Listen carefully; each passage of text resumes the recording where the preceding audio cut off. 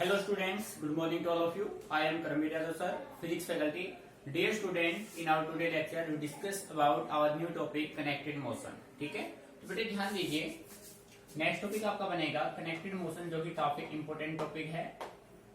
Connected motion बेटे, connected motion का अपने डेली लाइफ में सबसे ज्यादा यूज है।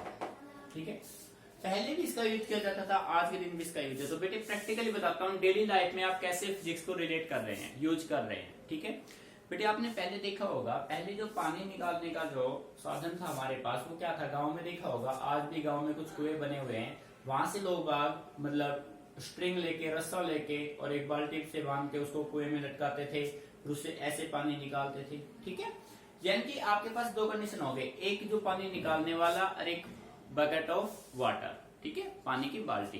तो बेटे आपके पास दो बॉडीज हो गई, आपने इन दोनों बॉडीज को एक स्ट्रिंग, एक रस्सी से कनेक्ट कर रखा है, और आपने देखा होगा जिससे रस्सी को खींचते थे ना, वो एक पुल्ली के ऊपर से क्रॉस होके आता था, एक पुल्ली होता था। यानी कि बकेट और पर्सन दोनों में एक मोशन होता था, that motion is said to be connected motion. या सेकंड एग्जांपल मैं आपको दे सकता हूं, आपने रेल के डब्बे देखे हैं बेटे, जो रेल है वो इंजन से अलग अलग कंपार्टमेंट कनेक्ट होते हैं भाई, कोई 10 डिब्बों का है, कोई 8 का है, कोई 20 का है, कोई 25 का है, ऐसे है ना। तो बेटे वो सभी कंपार्टमेंट जो है वो एक दूसरे से कनेक्टेड है, तो उन सभी में जो मोशन है वो कौन सा मोशन है, कनेक्टेड मोशन है। ठीक है, तो उसी की हम बात करना चाह रहे हैं यहाँ पे, प्रैक्टिकल है, बिल्कुल अच्छे से समझना है कंसेप्ट क्या है। तो बेटे अपना जो मेन पर्पज होगा ना यहाँ पे वो ये होगा कि एक्सेलरेशन क्या होगा और टेंशन कितना आएगा, जब दो बॉडी को आप कनेक्ट करेंगे तो उसमें कितना टेंशन आएगा, वो आपको यहाँ से फाइंड आउट करना है। ठीक है, तो बेटे देखो हम मान लेते हैं, let us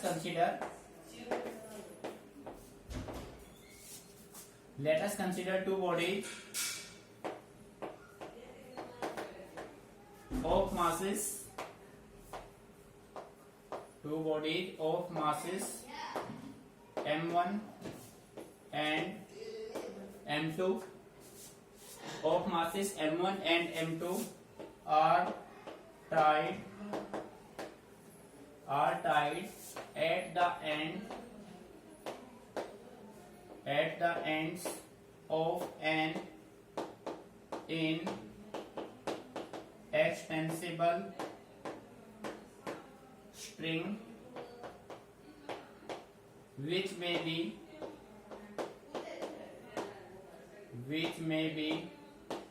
passes over a light or frictionless pulley। देखो बेटे ध्यान समझना है, जो आपने दो बॉडीज लिए, आपने एक आप अपने आप को मान लो भाई कुएं से पानी निकाल रहे हैं हम, एक हम हो गए, एक हो गया बकेट। ठीक है, दोनों को हमने कनेक्ट कर दिया एक इन एक्सटेंसिबल स्ट्रिंग से।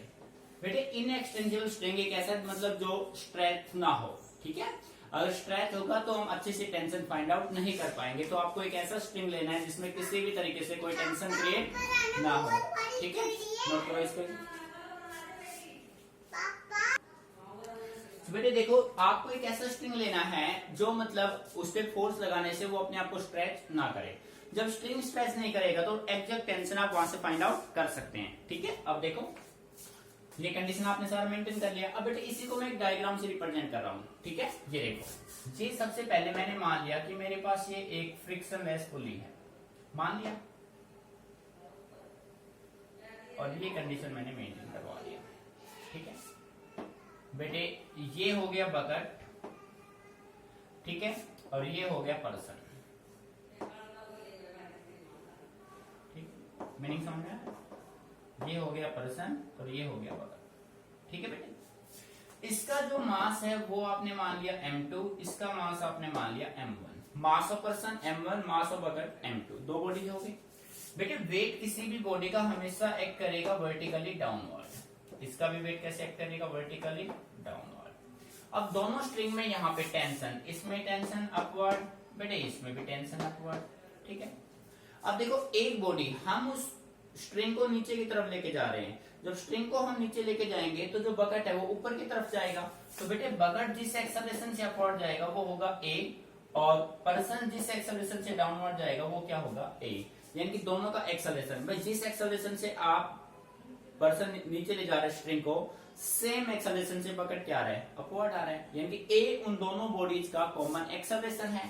और बेटे ये है आपके पास एक फ्रिक्शनलेस बॉडी जिसमें इस तरीके से आप काम कर रहे हैं, ठीक है। ये है अपने पास फ्रिक्शन लेस बॉडी। बेटे प्रैक्टिकल एप्लीकेशन की बात कर रहे हैं हम। देखो हर एक कंसेप्ट में फिजिक्स यूज हो रहा है, ठीक है। बस हमें जानना है कि कैसे हम फिजिक्स को डेली लाइफ में यूज कर रहे हैं। यहाँ तक बात समझ में आ रही है। तो बेटे अब कंप्लीटली जो डेरिवेशन आप करेंगे ना, आपको बस इस एक्सेलरेशन की वैल्यू फाइंड आउट करनी है और आपको निकालना है टेंशन इन द स्ट्रिंग। देखो यहाँ पे टेंशन अपवर्ड होगा और यहाँ पे टेंशन, इन दोनों में टेंशन क्या होगा, अपवर्ड डायरेक्शन में रहेगा। बात समझ आ रही है। अब देखो भाई, let us consider two bodies of masses m1 and m2 are tied at the end of an inextensible string which may passes over light or frictionless pulley। यहाँ तक करने के बाद अब देखो बेटे, यहाँ पे मैं कह सकता हूँ द हैवियर बॉडी। देखो बेटे ये बॉडी कैसा है, हैवियर, और ये कैसा बॉडी है, लाइटर। ये लाइटर बॉडी, ये heavier body. The heavier body, the heavier body कहा जा रहा है, नीचे की तरफ, move downward,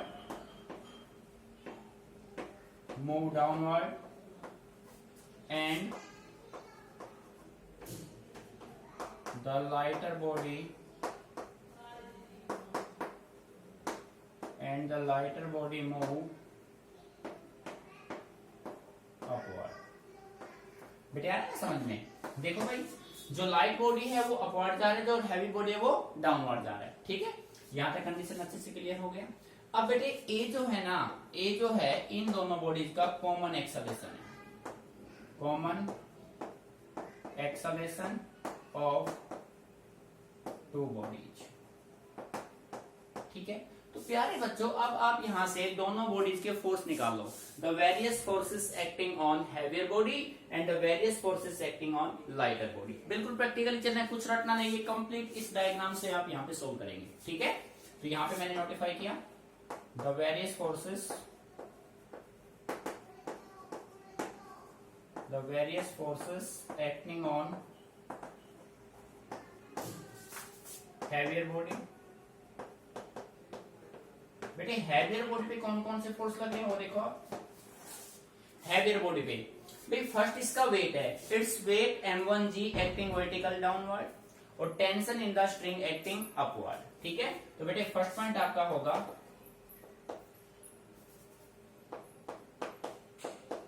it's weight m1g acting vertically downward, ठीक है बेटे। और स्ट्रिंग में जो टेंशन है, टेंशन कैसे लग रहा है, अपवर्ड। तो बेटे सेकंड पॉइंट आपका होगा tension in the string acting upward. बेटे मीनिंग आ रहा है समझ में। भाई बॉडी का जो वेट है, बेटे समझना है ध्यान से, मेन जो है कंप्लीट आपका इस डायग्राम पे है। इस बॉडी का वेट एक्ट करेगा वर्टिकली डाउनवर्ड और टेंशन लगेगा बॉडी में अपवर्ड, ठीक है। तो यहां से मैं नेट डाउनवर्ड फोर्स निकाल सकता हूं हैवियर बॉडी के लिए, ठीक है बेटे। यहां पे मैंने लिखा नेट डाउनवर्ड फोर्स। बेटे अब ध्यान से समझना बिल्कुल कंसेप्ट को। भाई बॉडी देखो, अपना जो मेन है, अपना जो पॉजिटिव फोर्स है वो कौन सा है, m1g। बात समझ आ रही है। नेट डाउनवर्ड फोर्स निकालना है according to Newton second law of motion, according to Newton second law of motion, ठीक है। तो आप ये कह सकते हैं according to Newton second law of motion. तो देखो बच्चों, सेकंड लॉ ऑफ मोशन के according F equal to m में होता है। तो बेटे F की वैल्यू क्या होगी, m1g माइनस में बेटे पॉजिटिव फोर्स ये होगा, माइनस में टेंशन, और किसके बराबर होगा ये M1A। M1G minus tension is equal to M1A। बेटे बात समझ आ रही है? This is your first equation. भाई सेकंड लॉ ऑफ मोशन कहता है F is equal to Ma। Net force अपना हो गया M1G माइनस T, और अपवर्ड फोर्स ये हो गया, डाउनवर्ड ये हो गया। ठीक है बेटे, अब ये बात हो चुकी है इस हैवियर बॉडी की। अब हम बात करेंगे इस लाइटर बॉडी की। ठीक है, तो सेम प्रोसेस में the various forces acting on heavier body के बाद लाइटर बॉडी, यहां पे नोट कर लो, the various forces acting on lighter body. तो बेटे लाइटर बॉडी में कौन कौन से फोर्स एक्ट करेंगे उसकी हम बात करेंगे। ठीक है, तो देखो यहां पे देखिए कौन कौन से फोर्स एक्ट करेंगे इस लाइटर बॉडी पे। तो बेटे इसका वेट तो वर्टिकली डाउनवर्ड एक्ट करेगा और टेंशन अपवर्ड। सेम कंडीशन में point number 1, its weight M2G acting vertically downward. ठीक है, वेट इसका कैसे एक्ट कर रहा है, वर्टिकली डाउनवर्ड। तो बेटे सेकंड पॉइंट में कह सकता हूं, ध्यान दीजिए, tension upward, tension in the spring upward. मेरे मीनिंग समझ में आ रहा है? दोनों पॉइंट अच्छे से clear. The various forces acting on the lighter body, weight act करेगा वर्टिकली डाउनवर्ड और बॉडी का टेंशन अपवर्ड है। अब बेटे सेकंड लॉ ऑफ मोशन आप अप्लाई करेंगे तो नेट अपवर्ड फोर्स यहां से जो होगा, नेट अपवर्ड फोर्स। बेटे देखो नेट अपवर्ड फोर्स फिर आप अप्लाई करेंगे सेकंड लॉ ऑफ न्यूटन। ठीक है, तो बॉडी अपवर्ड जा रही तो पॉजिटिव फोर्स अब कौन है बेटे, T। भाई मेन कंडीशन यही है, बस बॉडी का डायरेक्शन देख लो, बॉडी अपवर्ड जा रहा है तो वही पॉजिटिव फोर्स होगा, बॉडी डाउनवर्ड है तो वही पॉजिटिव फोर्स होगा। एक्सेलरेशन देख लो, एक्सेलरेशन ऊपर है तो ये पॉजिटिव, एक्सेलरेशन नीचे है तो ये पॉजिटिव। माइनस में क्या होगा M2G।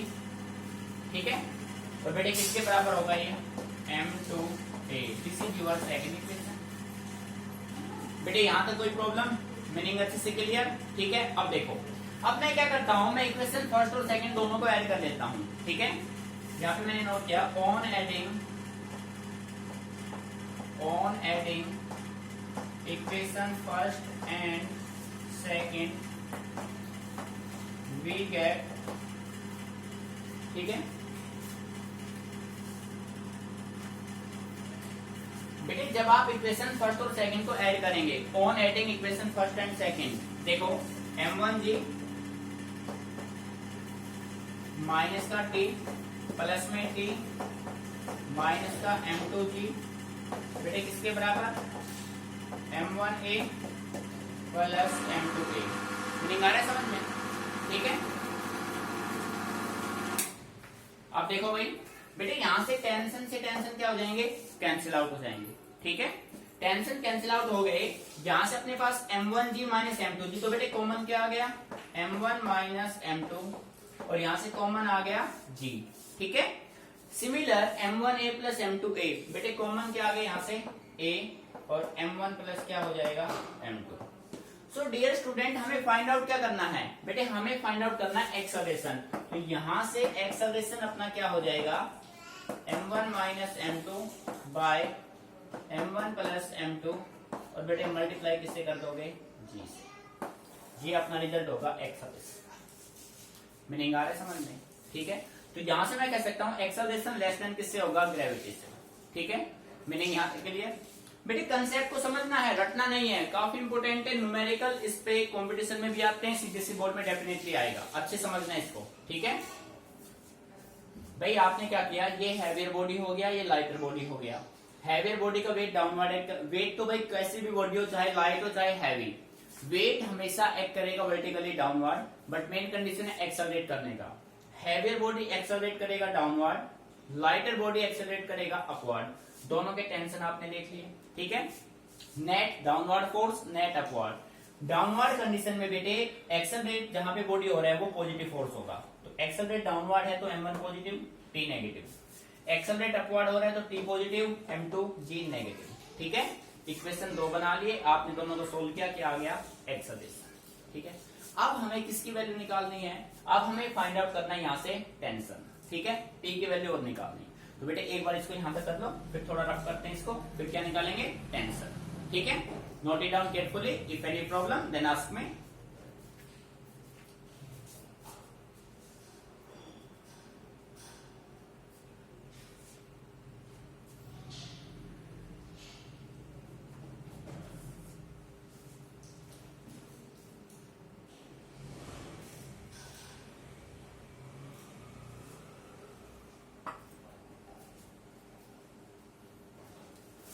बेटे अब देखो, मैं इस साइड को रफ कर रहा हूं, पूरा फोकस बोर्ड पे रहे, पेन स्टॉप कर दो बिल्कुल। अब देखो बेटे ध्यान से भाई, अब हम क्या करते हैं, एक्सेलरेशन हमने निकाल लिया, अब हमें निकालना है टेंशन। तो बेटे मैं टेंशन निकालने के लिए इक्वेशन फर्स्ट को डिवाइड कर देता हूं इक्वेशन सेकंड से। ठीक है, तो मैंने क्या किया, now divide equation first by equation second. First को आप सेकंड से डिवाइड कर दो। देखो भाई, लेफ्ट लेफ्ट में, राइट राइट में, m1g माइनस का t is equal to m1a divided by, यहाँ पे t माइनस m2g, और बेटे इक्वल टू में क्या है m2a। ठीक है ना भाई, देख लो आपके पास t माइनस m2g। ठीक है, अच्छे बेटे अब देखो ये हो गया, अब a से तो हो गया भाई कैंसिल आउट, अब इनकी कर दो क्रॉस मल्टीप्लीकेशन, m2 को इससे मल्टीप्लाई, m1 को इससे, तो देखो बेटे ये बनेगा m1 m2g minus m2t, m2 को किया सिमिलर, यहां पे देखो m1t माइनस m1 m2g। बेटे आप ऐसा करो, इस m2t को इस साइड ले जाओ और इसको इस साइड ले आओ, तो ये बनेगा m1 m2g, ये इस साइड आएगा तो plus m1 m2g, m1t as it is, बेटे ये साइड जाएगा तो प्लस का m2। ठीक है, अब देखो ये अपने पास बन गया 2m1 m2g, और बेटे इन दोनों में से कॉमन क्या रहा है, टेंशन कॉमन आ रहा है, तो m1 प्लस m2 इंटू में क्या रहेगा t, तो बेटे टेंशन में मेरे को फाइंड आउट करना है, तो मैं कह सकता हूं 2m1 m2g upon m1 plus m2। Dear student, this is your final result. ठीक है बेटे, अच्छे से समझ लो, इसी के बेस पे अब हम एक न्यूमेरिकल भी सोल्व करेंगे। कनेक्टेड मोशन काफी इंपोर्टेंट टॉपिक है आपका। ठीक है, तो अच्छे से इसको ऑब्जर्व करना है। क्लियर बेटे, एक्सेलरेशन का रिजल्ट आप डायरेक्टली याद रखिए, m1 minus m2 by m1 plus m2 into g, और आपका टेंशन होगा 2m1 m2g upon m1 plus m2। ठीक है, अच्छे से कीजिए इसको। कोई भी पॉइंट, कोई भी लाइन आपको समझ में नहीं आ रहा है तो आप मेरे से डिस्कस कीजिए, रटना नहीं है, समझना है, क्योंकि न्यूमेरिकल में इंप्लीमेंट करेंगे तो रटाफिकेशन काम नहीं आएगा, काम आएगा आपका अंडरस्टैंडिंग। ठीक है,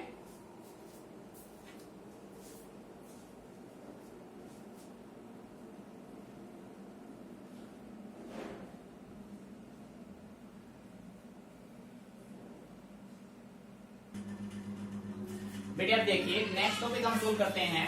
अच्छा टॉपिक है बेटे। देखो आजकल आप लोगों ने देखा लिफ्ट का कुछ ज्यादा ही लोग कर रहे हैं, लिफ्ट और एलिवेटर।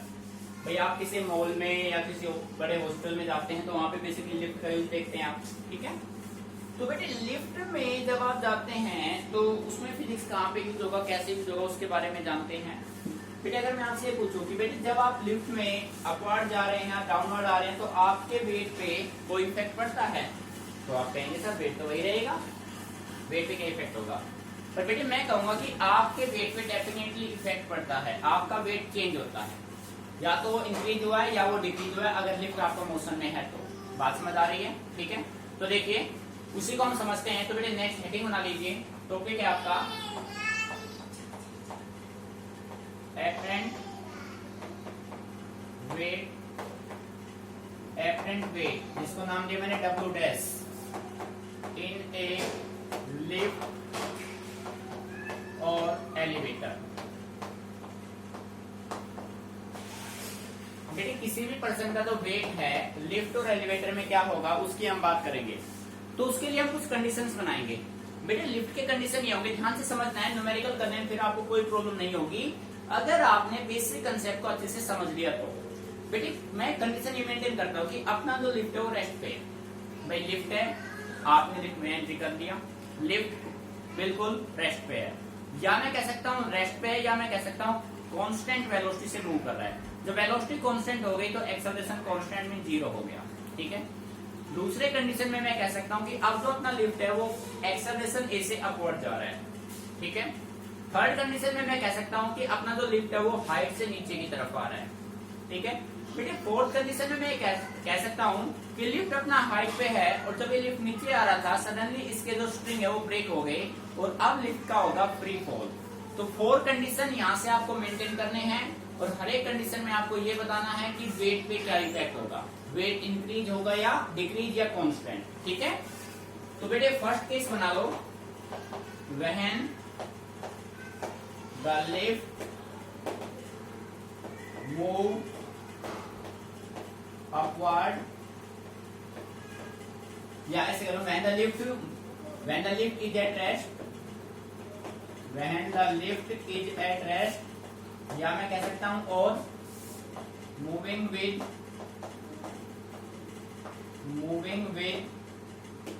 Constant velocity. प्यारे बच्चों जब कोई भी लिफ्ट कांस्टेंट वेलोसिटी से मूव करेगा तो उसका जो एक्सेलरेशन होगा वो क्या होगा, 0 होगा। ये ध्यान रखना है बेटे, सिचुएशन माइंड में रखने की आप लिफ्ट में कैसे ट्रेवल कर रहे हैं, लिफ्ट कैसे ट्रेवल कर रहा है, ठीक है। कंडीशन मैंने फर्स्ट बनाया when the lift is at rest, lift अपना किस पे है, रेस्ट पे। सेकंड लैंग्वेज में इसी को मैं कह सकता हूं the lift is moving with constant velocity.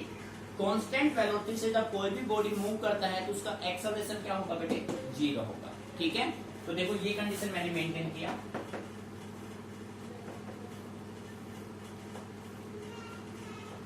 बेटे ये मैंने मान लिया कि लिफ्ट और एलिवेटर मान लिया, ये फ्लोर ऑफ द लिफ्ट, ये फ्लोर है भाई, ठीक है बेटे। और यहाँ पे आपको यहाँ पे ये हो गए आप भाई, ठीक है बेटे।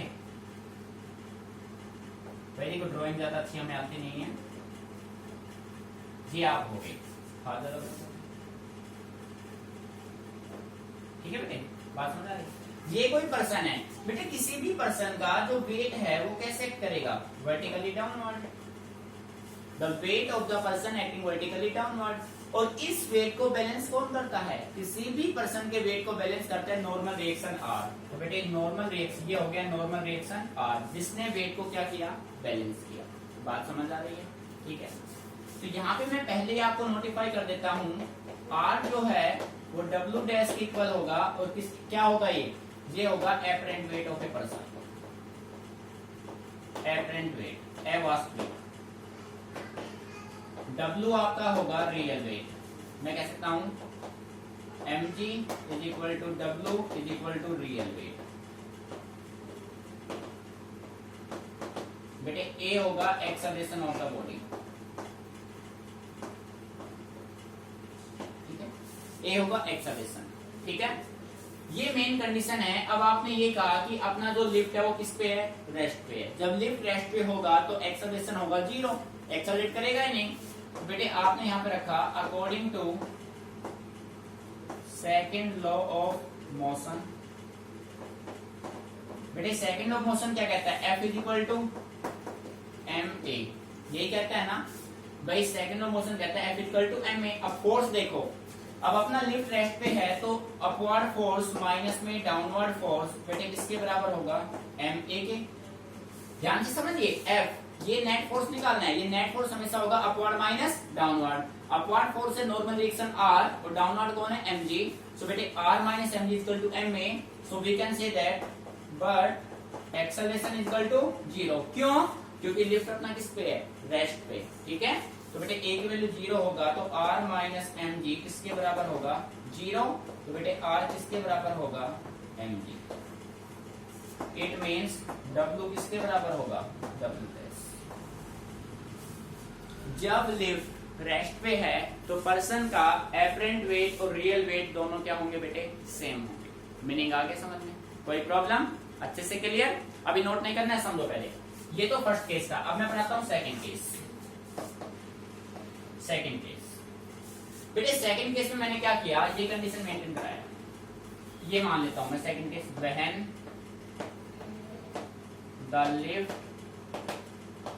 The lift move upward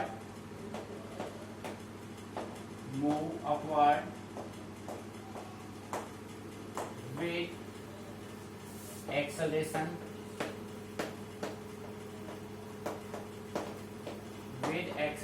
a। बेटे अब मैंने ये मान लिया कि अपना जो लिफ्ट है वो कहां जा रहा है, अपवर्ड जा रहा है। कितने एक्सेलरेशन से? a एक्सेलरेशन से। अब हमें चेक करना है कि पर्सन के वेट पे क्या इफेक्ट होगा। जब अपना लिफ्ट रेस्ट पे था तो हमारे वेट पे कोई इफेक्ट नहीं हुआ। अब हम ये चेक करते हैं कि जब लिफ्ट अपवर्ड जाएगा तो पर्सन के वेट पे क्या इफेक्ट होगा। देखो ये कंडीशन बना लेंगे।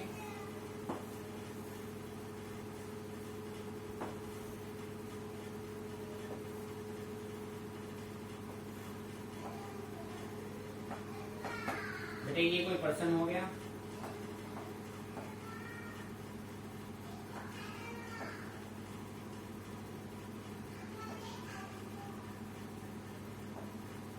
ठीक है।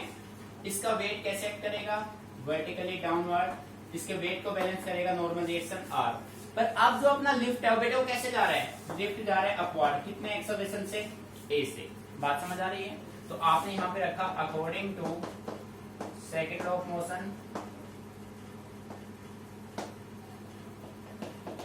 बेटे सेकेंड लॉ कहता है F इक्वल टू ma। तो नेट जो फोर्स आपका होगा वो किसके बराबर होगा, अपवर्ड फोर्स माइनस डाउनवर्ड। बेटे अपवर्ड फोर्स वो होगा जो एक्सेलरेशन की डायरेक्शन में होगा।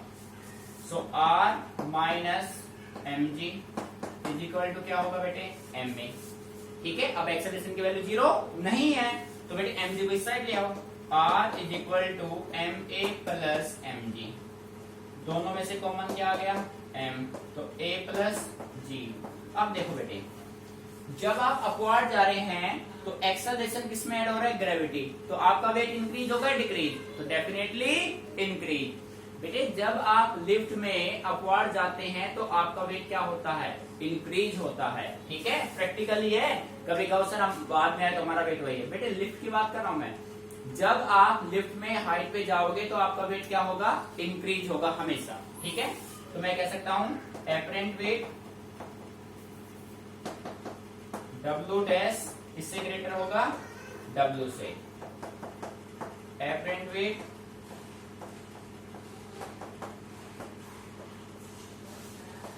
ग्रेटर होगा रियल वेट से।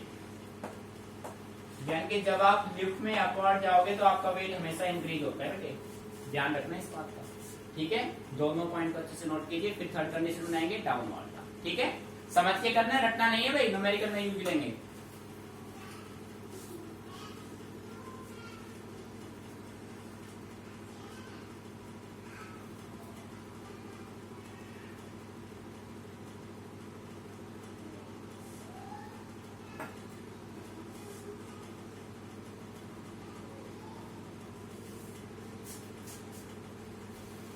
अब देखो बेटे, अब मैं थर्ड कंडीशन बना रहा हूं, ध्यान रखना बोर्ड पे। बेटे थर्ड कंडीशन ये होगा when the lift move upward था ना वहां पे, यहां पे था अपवर्ड। अब मैं लिफ्ट को लेके आ रहा हूं downward. When the lift move downward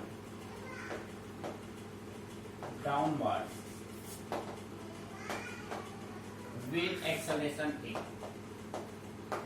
acceleration a. देखो बेटे ये जो लिफ्ट है ना, ये कितने एक्सेलरेशन, ए एक्सेलरेशन से डाउनवर्ड आ रहा है। बात समझ आ रही है, अच्छे समझिए। तो बेटे according to second law of motion, according to second law of motion, बेटे सेकंड लॉ कहता है F is equal to ma। अब देखो बॉडी जा रहा है डाउनवर्ड, तो पॉजिटिव फोर्स कौन सा होगा, mg, और नेगेटिव कौन सा होगा, r।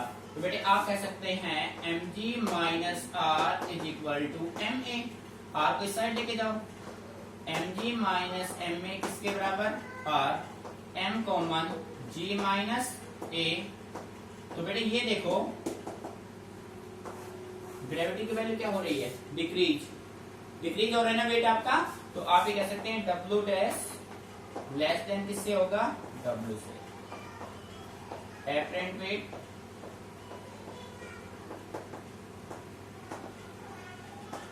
Less than real weight. बेटे आगे में नहीं समझ में, ठीक है। जब आप लिफ्ट से अपवर्ड जाएंगे तो आपका वेट होगा इंक्रीज। केस नंबर 3 है बेटे आपका, 3 कर दो इसको, ठीक है। जब आप लिफ्ट से अपवर्ड जाएंगे तो वेट होगा इंक्रीज, जब आप लिफ्ट से डाउनवर्ड आएंगे तो वेट क्या होगा, डिक्रीज। अब बेटे नेक्स्ट पॉसिबिलिटी मैं ये बना रहा हूं कि आप लिफ्ट से डाउनवर्ड आ रहे हैं और बीच रास्ते में ही जो स्ट्रिंग है लिफ्ट का वो ब्रेक हो जाता है, तो कंडीशन क्या होगा। तो देखो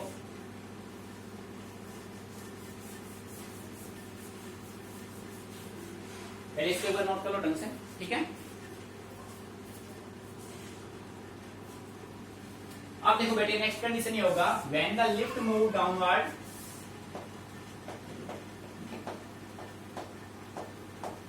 when the lift move downward, when the lift move downward, ठीक है, with free fall, बेटे इसी डायग्राम की मैं बात कर रहा हूँ, इसी के बेस पे ले सकता हूँ। ये अपना जो लिफ्ट था वो डाउनवर्ड आ रहा था और स्ट्रिंग क्या हो गया, ब्रेक हो गया। स्ट्रिंग क्या हो गया, ब्रेक। जैसे स्ट्रिंग ब्रेक होगा तो एक्सेलरेशन ड्यू टू ग्रेविटी और एक्सेलरेशन दोनों क्या हो जाएंगे, सेम। तो यहाँ पे एक किसके बराबर हो जाएगा, जी के। इस वैल्यू को इस फर्स्ट इक्वेशन में पुट कर दो, पुट इन इक्वेशन फर्स्ट में पुट कर दो। तो बेटे एम जी की वैल्यू ए माइनस ए, या आप ऐसा कर सकते हो g minus g is equal to r. तो बेटे आर की वैल्यू क्या हो जाएगी, 0। तो बॉडी क्या होगा, वेटलेसनेस होगा, वेटलेसनेस, ये ध्यान रखना है बेटे। जब बॉडी फ्री फॉल होगा ना तो ग्रेविटी की वैल्यू एक्सेलरेशन और एक्सेलरेशन ड्यू टू ग्रेविटी दोनों की वैल्यू क्या हो जाएगी, सेम। इस वैल्यू को, इस केस को आपको यहां तक करना है, ये वैल्यू पुट कर देनी है, आपका फोर्थ केस बन जाएगा, ठीक है। अच्छे से कीजिए इसको।